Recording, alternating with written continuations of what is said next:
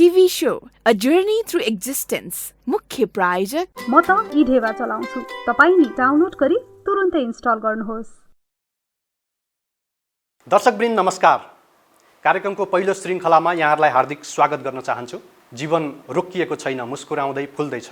मानव जातिको अस्तित्वमाथि जुन सङ्कट देखा परेको छ, प्रत्येक व्यक्ति, प्रत्येक क्षेत्र अहिले नयाँ यात्राको नयाँ तरिका अपनाएर अबको बाटो खोज्ने प्रयासमा हुनुहुन्छ।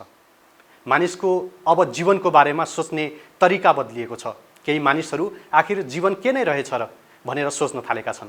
फेरि अर्का थरी मानिसहरू अहिलेको यो सङ्कटबाट पाठ सिक्दै भविष्यमा पनि यस्तै सङ्कट आए के गर्ने भनेर तयारी अवस्थामा विकल्पसहित बस्नुपर्छ भनेर सोच्न थालेका छन्। जे होस्, संसार बदलिँदैछ। दिवस खनिया लाइभ प्रेजेन्टेसनको प्रस्तुति तथा इढेवा सुपर एपको मुख्य प्रायोजन रहेको कार्यक्रम अ जर्नी थ्रु एक्जिस्टेन्स अबको यात्रामा विभिन्न क्षेत्रका व्यक्तित्वहरूसँग त्यस क्षेत्रको अबको यात्राको बारेमा हामी कुराकानी र अबको बाटो पहिल्याउने प्रयास गर्नेछौँ। तपाईहरूले यो कार्यक्रम प्रत्येक हप्ता शुक्रबार बेलुका 8:30बाट 9 बजेसम्म हेर्न सक्नुहुनेछ। त्यस्तै युट्युब मार्फत पनि संसारभरबाट हामीलाई हेर्न सक्नुहुनेछ। आजको श्रृङ्खलामा हामीसँग एक विशेष व्यक्तित्व हुनुहुन्छ जसको नाम मात्रै सुन्दा पनि हामी सबैलाई पवित्र अनुभव हुन्छ। हामीले कार्यक्रमको शुभारम्भ पनि हाम्रो यस अभियान पवित्र रहोस् भन्ने उद्देश्यका साथ उहाँबाट गराएका छौँ। सबैभन्दा पहिला कार्यक्रमको सुरुमा आउनुहोस् हेरौँ यो प्रोफाइल।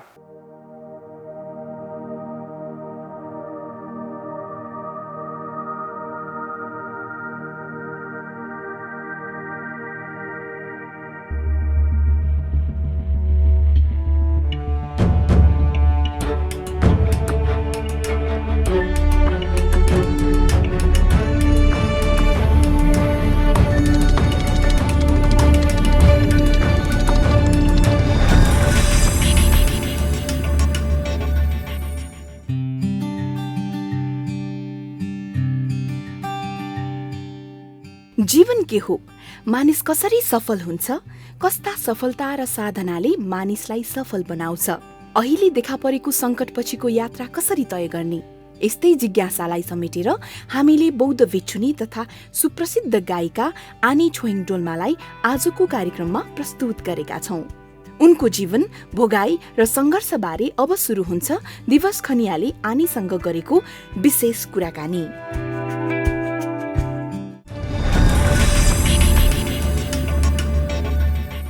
सूचना, रमाइलोसँगै कमाई पनि। हाम्रो मुख्य प्रायोजक इढेवा सुपर एप आफ्नो मोबाइलमा इन्स्टल गर्नुहोस् र दैनिक रूपमा उक्त एपमा यस कार्यक्रमका बारेमा सोधिने प्रश्नको सही जवाफ मिलाई प्रत्येक सही जवाफ मिलाए बापत रु 10 आफ्नो खातामा जम्मा गराउनुहोस्।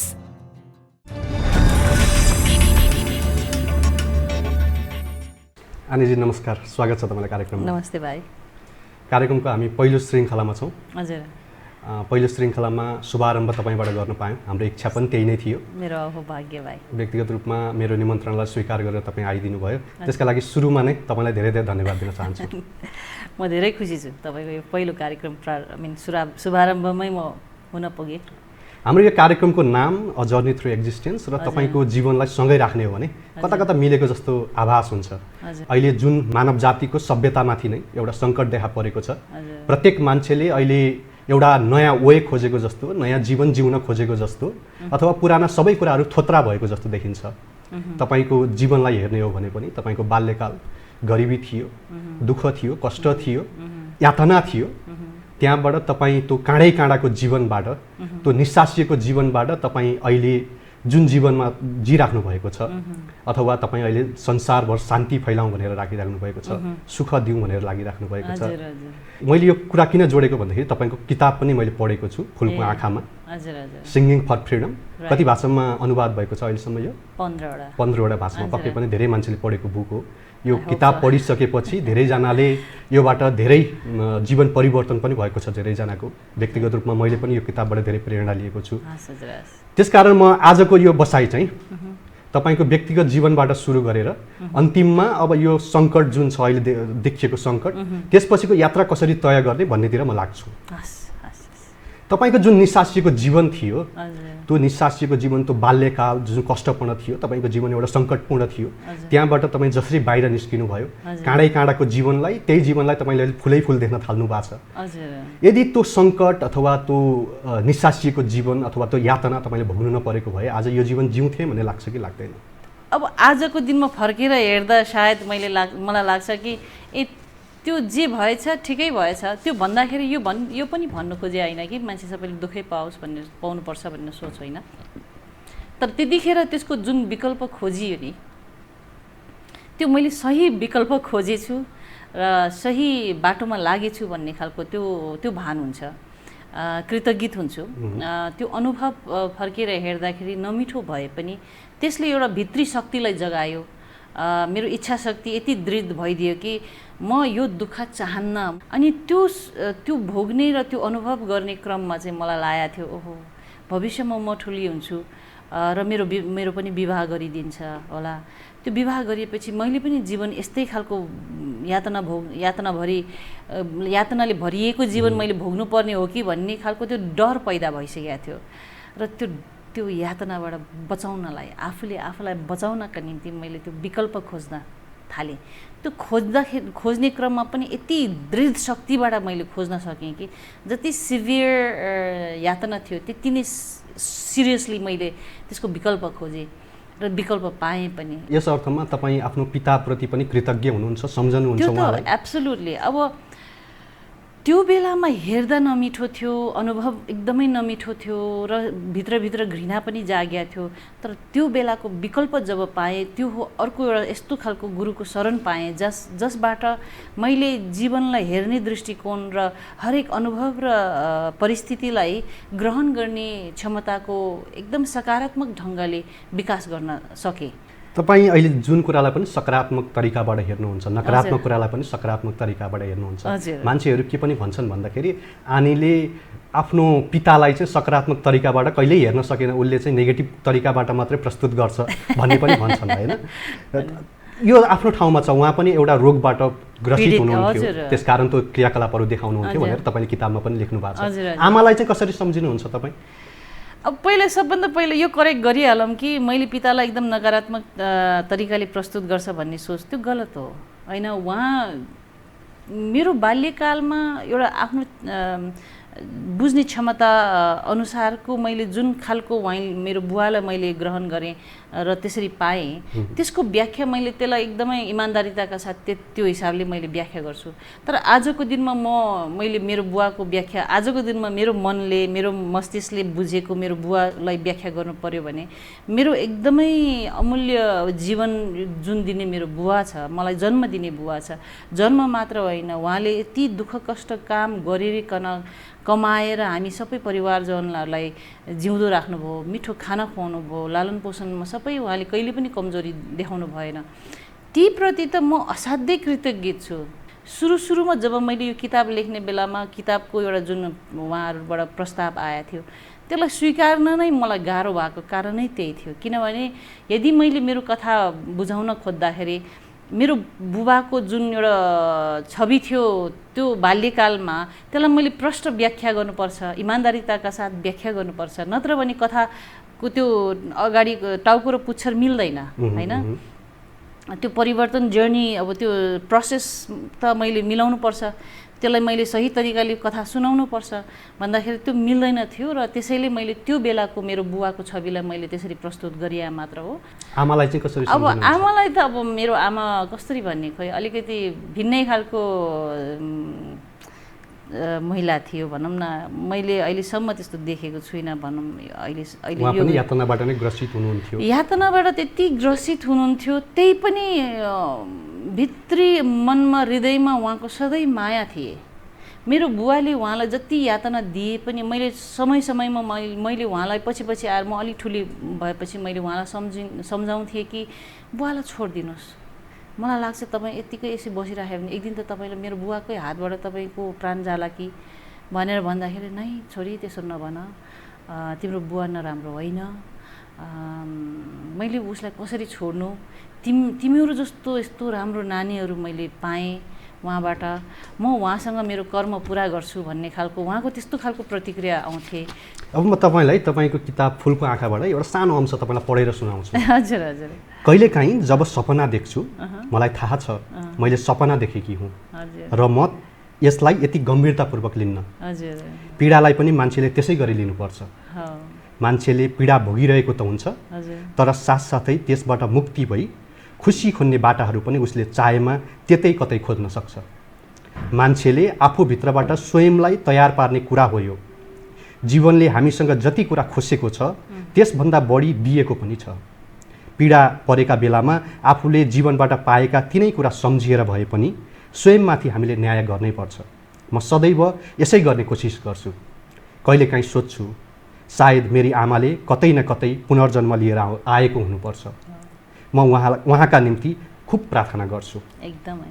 तपाईले जुन जीवनलाई काँडै काँडा देख्नुभयो नि त्यो जीवनबाट तपाईँ निस्किन खोज्नुभयो। निस्किएर फेरि त्यही जीवनलाई तपाईँले जब तपाईँ नागी गुम्बा पुग्नुभयो त्यसपछि तपाईँले त्यही जीवनलाई फुलै फुल देख्नुभयो। अब हामी फुलै फुलको जीवनमा प्रवेश गरौँ। त काँडै काँडाको जीवनबाट फुलै फुलको जीवनमा प्रवेश गरौँ। प्रवेश चाहिँ कसरी गरौँ भन्दाखेरि त्यो गीतबाट सुरु गरौँ जुन गीतले आनी छोइङ डोमालाई आनी छोइङ डोमा भनेर चिनायो।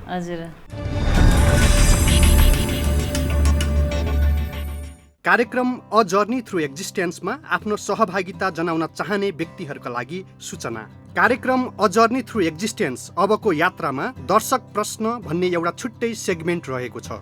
हामी यस सेगमेन्टमा दर्शकले पठाउनु भएका भिडियो प्रश्नलाई प्रसारण तथा अतिथिबाट त्यसको उत्तर खोज्ने प्रयास गर्नेछौँ। यदि तपाईँ यस सेगमेन्टमा आफ्नो भिडियो प्रश्न पठाउन चाहनुहुन्छ भने तलका प्रक्रिया मार्फत पठाउन सक्नुहुनेछ। प्रक्रियाहरू: हाम्रो Facebook page TV show a journey through एक्जिस्टेन्समा हामी हाम्रो आगामी अतिथिका बारेमा पोस्ट गर्नेछौँ जसमार्फत तपाईँले आगामी अतिथिका बारेमा जानकारी लिन सक्नुहुनेछ। यसरी जानकारी प्राप्त भएपछि आफ्नो मोबाइलबाट बढीमा 1 मिनेटको हुने गरी आफ्नो भिडियो प्रश्न खिच्न सक्नुहुनेछ। यसरी खिचिएको भिडियो प्रश्न हाम्रो फेसबुक पेजको इनबक्स मार्फत हामीलाई पठाउन सक्नुहुनेछ। यसरी आएका मध्ये 3 वटा प्रश्नलाई हामी हाम्रो कार्यक्रममा स्थान दिनेछौँ।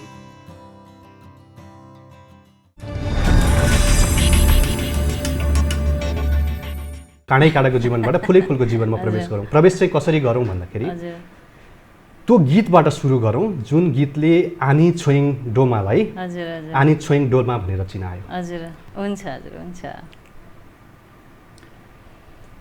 सबैसँग होस् मेरो माया नै यस्तो जो भेटिनी मलाई लागोस् मै जस्तो चोखोपनमा खुल्छ है चोखै संसार काँडाको आँखामा काँडै संसार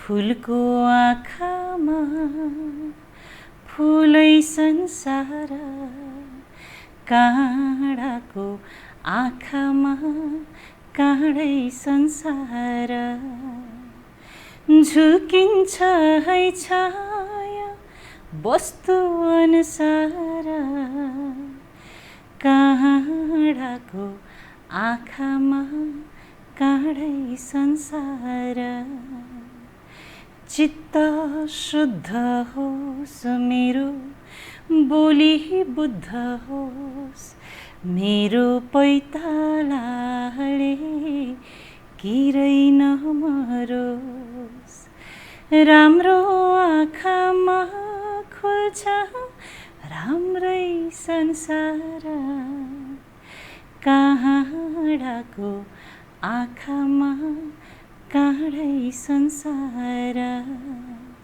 फुलको आँखामा फुलै संसार काँडाको आँखामा काँडै संसार। धेरै धेरै धन्यवाद। Thank you. उसो यो गीतको शब्दहरू यो सङ्गीतमा धेरै मान्छेहरूले आफ्नो जीवनलाई परिवर्तन गराउने मौका पनि पाएका छन्। हजुर। मलाई जहाँसम्म लाग्छ त्यो गीतभन्दा पहिला तपाईँ गुरुको लागि गीत गाउनु भएको थियो। हो, यो नेपाली गीत गाउने क्रम चाहिँ यो फुलको गीत आँखाको गीतबाट सुरु भएको पक्कै पनि होइन। जुन दिन हाम्रो न्यु बजार सङ्गीतकार न्यु बज्राचार्यज्यूले मलाई एक दिन बोलाउनु भएको थियो, एउटा उहाँकै आफ्नो एउटा सृजनालाई एउटा सानो एउटा करेक्सनको निम्ति बोलाउनु भएको थियो। त्यो करेक्सनको निम्ति मेरो अलिकति सहयोग उहाँले मागेको भएर म उहाँको स्टुडियो गएँ। त्यहाँ पुगिसकेपछि उहाँको त्यो सृजना गीतहरू नयाँ कम्पोजिसनहरू सुन्दा त म अति अब एकदमै रमाएँ भनौँ। एउटा कस्तो एउटा चिज मैले भेटाएको जस्तो मैले महसुस गरेँ, असाध्यै खुसी लागेको थियो। अनि त्यतिखेर चाहिँ उहाँले एउटा मलाई गुरुवन्दना जस्तो एउटा गुरुको गीत सुनाउनु भएको थियो। त्यो सुनेपछि म त मेरो आँखा असाध्यै रसाएको थियो र मैले त्यसपछि उहाँलाई के बिन्ती गरेँ, मलाई पनि मेरो गुरुको निम्ति एउटा यस्तै खालको गीत गाउने इच्छा छ, मलाई बनाइदिनुहुन्छ तपाईँले भनेर भने उहाँलाई सोधेँ। त्यसरी नै सुरु भएको। त्यतिखेर चाहिँ अब त्यही तममय पथको झललल बत्ती गुरुजी लाख प्रणाम भन्ने गीतबाट सुरु भयो। त्यसपछि जय होस् तिम्रो मङ्गल होस् भने, अनि त्यसपछि फुलको आँखा बन्यो। तपाईँ सामाजिक कार्यमा पनि त्यत्तिकै सक्रिय हुनुहुन्छ। हजुर। तपाईँ आनी छोइङ डोल्मा भनेपछि समाजसेवी भनेर पनि धेरै मान्छेहरूले चिन्छन् होइन। तपाईँले आर्यतारा स्कुल मार्फत विभिन्न अनाथ बालबालिकाहरूलाई पढाउनु पर्ने भएको छ। साथसाथै झोलुङ्गे पुलहरू पनि तपाईँले बनाउनु भएको छ। अहिले मैले तपाईँको सामाजिक सञ्जालमा पनि हेरिरहेको छु, अहिले यो कोरोना कहरको बेलामा तपाईँले पिपीहरू डोनेट गरिराख्नु भएको छ, आफूले सक्नेसम्म तपाईँले गरिराख्नु भएको छ। यो सामाजिक कार्य चाहिँ तपाईँले गर्दाखेरि तपाईँलाई आत्मसन्तुष्टिको लागि गर्नुभयो कि अथवा अन्य केही कारण छ? अब हेर्नुहोस् है, अब एउटा बुद्ध शरणमा गइसकेपछि हामीले जीवनमा सिक्ने भनेको जीवन सार्थक कसरी तुल्याउने। हाम्रो एउटा धार्मिक क्षेत्रमा चाहिँ सफलताको मापदण्ड अलिक फरक ढङ्गले हुन्छ। त्यो हिसाबले नै यो सामाजिक कार्यमा म अलिकति लागेकै हो। अब एउटा समाज हाम्रो कस्तो छ भने एउटा सरकार छ, नियम छ, कानुन छ, त्यसको दायराभित्र बसेर हामीले त्यो प्रक्रियालाई पुरा गरेर नै त्यो समाज सेवा पनि पुर्याउनु पर्ने अवस्थाले गर्दा मात्र यसलाई एउटा सङ्गठित ढङ्गले संस्था खोलेर अनि त्यसको अब सबै कुरा प्रक्रिया पुर्याएर यसलाई गरिराखे। नत्र भने त हामी मान्छे भएर जन्मिसकेपछि एउटा यस्तो समाजमा एक्लै बाँच्नु सक्ने खालको हामी त होइन, सामाजिक प्राणी हो। हामी सामाजिक प्राणी हो, एकअर्का त चाहिन्छ। आजको यो विशेष परिस्थिति कोरोनाको अवस्थामा हेर्दाखेरि हामी आफै सुरक्षित रहने भन्ने खालको त्यो जुन धारणा छ, यदि मैले तपाईँलाई सुरक्षित राखेँ भने मात्र मेरो आफ्नो सुरक्षाको ग्यारेन्टी गर्न सकिन्छ। नत्र भने म आफू मात्र सुरक्षित रहन्छु, अरू जेसुकै होस् भन्ने सोच राख्न थाल्यो भने त्यसमा सुरक्षित हुने ग्यारेन्टी केही पनि देखिँदैन। यदि त्यसलाई सही ढङ्गले हामीले बुझ्न खोज्यौँ भने त्यस्तै गरेर समाजमा हाम्रो जीवन जिउने क्रममा जुनै पनि क्रियाकलापहरू गर्दाखेरि म आफू मात्र सुखी हुन्छु, आफू मात्र खुसी हुन्छु भन्ने सोच राख्यो भने त्यो जस्तो मूर्खता अन्य केही पनि छैन। तपाईँ खुसी भएन, तपाईँबाट मलाई खुसी पाउन सक्ने छ। मैले तपाईँलाई दुःख दिएँ, म पाउने भने फिर्ता आउने भनेको दुःखै हो भन्ने कुरा मैले यो सिद्धान्त, यो मूल्य मान्यता मैले त्यही गुरुबाट मैले त्यो संस्कार पाएको हो। त्यस अनुसार मैले आफ्नो जीवनशैलीलाई ढाल्नु खोजे मात्र हो।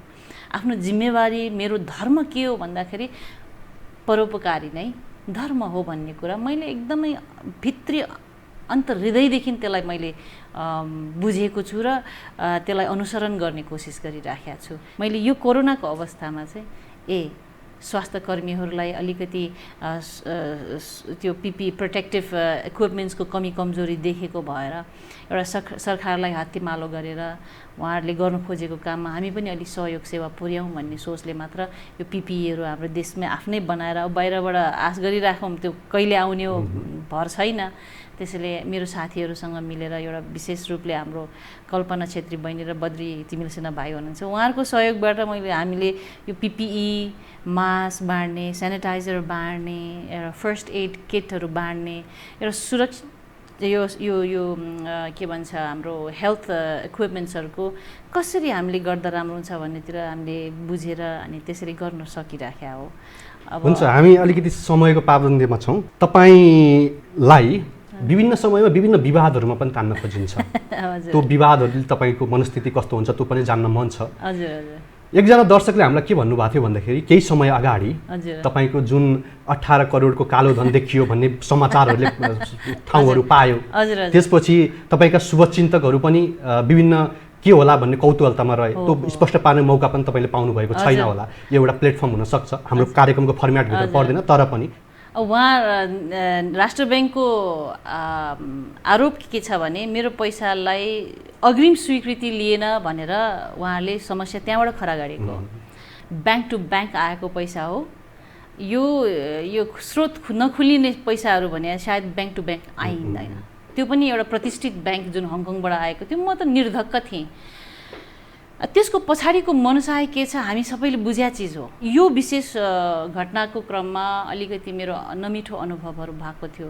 तर मेरो एउटै मात्र मेरो बल त्यतिखेर म त्यतिखेर डराइनँ, म आत्तिएन र म एकदमै स्पष्ट थिएँ। अन्तर्राष्ट्रिय जगतमा मेरो सङ्गीतको एउटा जुन प्रतिष्ठा छ त्यो अनुरूप कमाइएको पारिश्रमिक तथा म एउटा आनी भएको हिसाबले पनि कतिपय बुद्धिस्ट कन्ट्रीहरूमा एउटा भिक्षुणीहरूलाई दान या दक्षिणा दिने चलन छ। ती पैसालाई जम्मा पारिएको पैसा थियो हैन, त्यो प्रष्ट थियो। हुन्छ, यो मैले किन पनि सोधेको भन्दाखेरि तपाईँले स्पष्ट पार्ने एउटा मौका हुन्छ भनेर। तर एउटा स्पष्टता यसको परिणाम म तपाईँहरूलाई भनिहालौँ। यो पैसा एक पैसा घुस नखुवाइकन निस्किसकेको छ। हुन्छ, यो कुरा पछि हामी अब समसामयिक विषयमा जाउँ। अहिले प्रत्येक मान्छेले नयाँ जीवन खोजेको जस्तो, नयाँ वे खोजेको जस्तो मैले अगाडि पनि भने, तपाईँले बुझ्ने जीवन जुन सरल ढङ्गबाट तपाईँले बुझ्नुहुन्छ, अहिले प्रत्येक मान्छेले पनि जीवन के नै रहेछ र भन्ने तरिकाले पनि बुझ्छन्। तपाईँले अबको यात्रा कसरी तय गर्नुपर्ने देख्नु भएको छ अथवा प्रत्येक मान्छेले जीवनलाई कसरी देख्नुपर्ने, कसरी सोच्नुपर्ने जस्तो देख्नुहुन्छ? हेर्नुहोस् है, जीवन परिवर्तनशील छ, एउटा प्रकृतिको नियम हो। हामी बाल्यकालदेखि अहिले एउटा युवा र बुढेसकाल सबै एउटा जर्नी नै हो। त्यो जर्नी हामीले प्रक्रिया पुर्याउनै पर्ने चिज हो। त्यो पुर्याउने क्रममा समय परिस्थिति अनुसार मान्छेले त्यसप्रति एउटा सजग भएर सचेत भएर हरेक क्रियाकलापलाई हामीले अपनाउन सक्यो या गर्न सक्यौँ भने काहीँ न काहीँ हामीले भित्री आनन्दको अनुभूतिको चाहिँ पक्कै ग्यारेन्टी मैले देख्छु। भन्दाखेरि अब बाहिरी विदेशी चलनहरूलाईबाट आफू धेरै नै प्रभावित हुनु र हाम्रो आफ्नै संस्कार बिर्सिनु, धर्म कर्म बिर्सिनु भनेको चाहिँ अलिक दुःखको अवस्था देख्छु। अब यो कोरोनाको बेलामा धेरै राम्रो भएको छ। जसरी हामी सोसल डिस्टेन्सको कुरा गरे पनि नि, आखिरमा कसैलाई ग्रिट गर्दाखेरि हाम्रो पहिला पूर्वकालदेखि चलिआएको संस्कार नमस्कार गर्ने हैन, खाना खानु अगाडि चोखो पारेर आफूलाई हैन खाना खाने, यी संस्कारहरू त आजको दिनमा कति रेलेभेन्स छ यसबाट। यही कुराहरूलाई हामीले बुझ्ने कुरा गरौँ। इम्युन सिस्टम स्ट्रङ राख्ने कुरा, उहिले परपूर्वकालको हाम्रो यो जुन संस्कार छ, यो खाना, पोसिलो खाना सही अमाउन्टमा सही ढङ्गले ग्रहण गर्नुपर्ने जुन एउटा चलन थियो, संस्कार थियो, त्यसलाई रिएस्टाब्लिस गर्नै पर्छ। त्यसैले अहिलेको आजको दिनमा हामीले जति यो एडभर्टिजमेन्ट, यो प्याकेजिङ, यो प्रोसेस फुड, यो जेनेटिकली मोडिफाइड खाना अनि रासायनिक त्यो विषादी मलहरूले उब्जनी गरेको खाने कुराहरू जसरी त्यसले यो विष खाइरहेको जस्तो अवस्था, ती कुराहरूप्रति अलिक सजग तुल्याएर खानपान, बाहिरी वातावरणको अलिकति भए पनि हामीले रेस्पेक्ट गर्न सिक्ने, धेरै कुराहरू हामीले आफ्नै संस्कार संस्कृतिमा भएका कुराहरूलाई चाहिँ अलि नजिकबाट निहाल्ने कोसिस चाहिँ गर्ने अवस्था आएको छ। त्यसरी सोच्ने बेला आएको छ। त्यसरी सोच्नै पर्छ। हस्, कार्यक्रममा आइदिनु भयो, तपाईँलाई धेरै धेरै धन्यवाद।